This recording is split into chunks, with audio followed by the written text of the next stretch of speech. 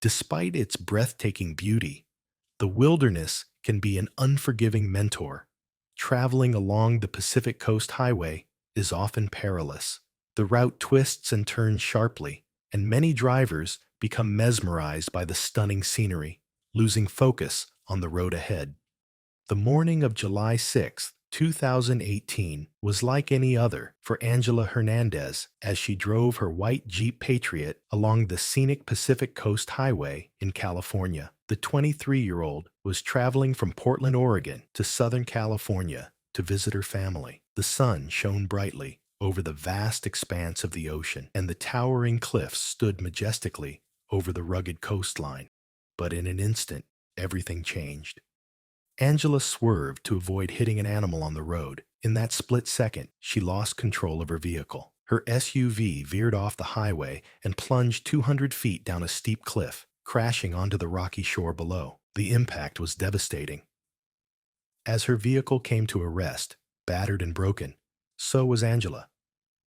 When she regained consciousness, she was in excruciating pain.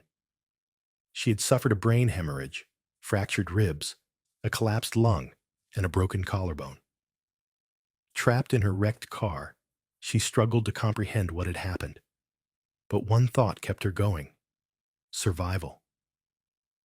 Despite her severe injuries, Angela managed to crawl out of the vehicle through the broken window. Weak and bleeding, she realized she was completely alone. The jagged cliffs above were insurmountable, and the vast ocean stretched endlessly before her. With no cell service and no way to call for help, she had to rely on her instincts. For the next 7 days, Angela endured the harsh coastal conditions, fighting against hunger, pain, and isolation. She discovered a small stream nearby and used a radiator hose from her car to drink fresh water, rationing her intake to preserve her energy. Each sip was a lifeline, keeping her from succumbing to dehydration. However, hunger tormented her. With no food, she scoured the shoreline for anything edible, hoping to find seaweed or small marine creatures. But the unforgiving environment offered little sustenance. The nights were the worst. The temperature dropped, and she had no shelter or warmth. With her body weakened and her injuries causing unbearable agony, she curled up on the cold, jagged rocks, struggling to sleep as the waves crashed relentlessly against the shore. The sound, though initially deafening, became a strange comfort, a reminder that she was still alive. Despite the overwhelming pain, Angela never stopped trying to get noticed. She left pieces of her shattered vehicle along the coastline, arranging them in ways she hoped would catch the attention of rescuers. She also created makeshift signals with rocks and debris, desperately hoping someone scanning the area would recognize them as a sign of life. Every distant sound or shadow gave her a flicker of hope, but the days passed with no sign of help.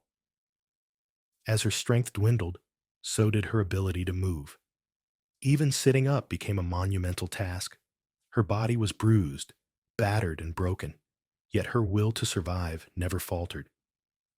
In the face of overwhelming odds, Angela clung to life, determined that this was not how her story would end. Meanwhile, Angela's family was growing increasingly anxious. She had promised to check in during her journey, but when hours turned into a full day with no word, worry turned into panic. Her mother, Isabel Hernandez, and her sister Arlene called her phone repeatedly, each call going straight to voicemail. Something was wrong. The family quickly retraced her planned route, reaching out to friends and authorities in both Oregon and California. They reported her missing, hoping that law enforcement could help track her down. With no signs of her, they took matters into their own hands, printing missing person flyers and sharing her story across social media. Friends, relatives, and even strangers joined the search. combing highways and coastal areas where she might have gone off the road. Every passing hour felt unbearable. Her family contacted local tow companies, hospitals, and police departments, hoping for any lead. They pleaded with the public for information, desperate for any sighting of Angela or her Jeep. Isabel barely slept, consumed by fear and worry, while Arlene tirelessly drove up and down the Pacific Coast Highway, calling out for her sister. Hope flickered when security footage showed Angela's Jeep at a gas station in Carmel, California. It was the last confirmed sighting of her. But after that, she had vanished without a trace. The family pushed forward, refusing to believe she was gone. They enlisted volunteers to scan the coastline and cliffs, hoping against hope that she had somehow survived. On the seventh day, two hikers exploring the rugged coastline noticed the wreckage of Angela's Jeep far below the cliffs. Curiosity turned to shock as they spotted a figure moving near the vehicle. As they cautiously approached, they were stunned to find Angela, alive, but barely.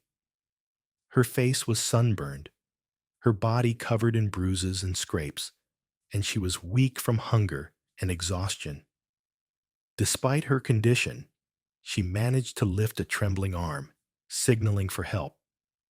The hikers immediately sprang into action, one staying with Angela to provide comfort, while the other climbed to higher ground in search of cell service. After what felt like an eternity, they managed to reach emergency responders, who quickly mobilized a rescue team. Paramedics and search and rescue personnel arrived, carefully navigating the treacherous terrain to reach her. The extraction was delicate. With her extensive injuries, every movement sent waves of pain through her body.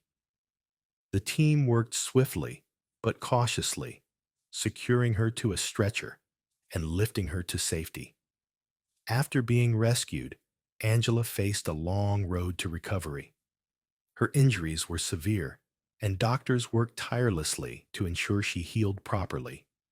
She underwent multiple medical evaluations, with doctors monitoring her brain hemorrhage, fractured ribs, collapsed lung, and broken collarbone. The physical toll was immense, but so was the emotional impact. The trauma of the accident and her time stranded on the beach left lasting scars that would take time to heal. As the media continued to cover her story, she received an outpouring of support from strangers worldwide. People sent her messages of encouragement, shared their own survival stories, and expressed admiration for her resilience. Angela herself, once she regained enough strength, spoke to the media about her experience. She described the fear, the pain, and the sheer determination that kept her going. She emphasized her gratitude for being alive and the kindness of those who never gave up on finding her. After I woke up, I was still in my car, and I could feel water rising over my knees. Every window was closed. I took off my seatbelt and found a multi-tool I kept near my front seat. I started hitting the driver's side window with it. Every bone in my body hurt. The only thing racing through my mind was my sister, Isabel. So I started screaming her name. Eventually, I was able to break out of my car and jump into the ocean. I swam to the shore and fell asleep for an unknown amount of time. When I woke up, it was still daylight, and it was only then that I had finally realized what had happened. I stood up onto my feet and noticed a huge pain in my shoulders, hips, back, and thighs. I saw nothing but rocks, the ocean, and a cliff that I knew I'd never be able to look over. I looked down at my feet and saw that my shoes were gone. The next few days kind of became a blur. I'd walk up and down the beach in search of another human being. I could see cars driving across the cliff, and felt like if I could yell just loud enough, that one could hear or see me. Despite the challenges, Angela remained strong. She took time to reflect on the experience appreciating the second chance at life she had been given. Thanks for watching, and we'll see you in the next one.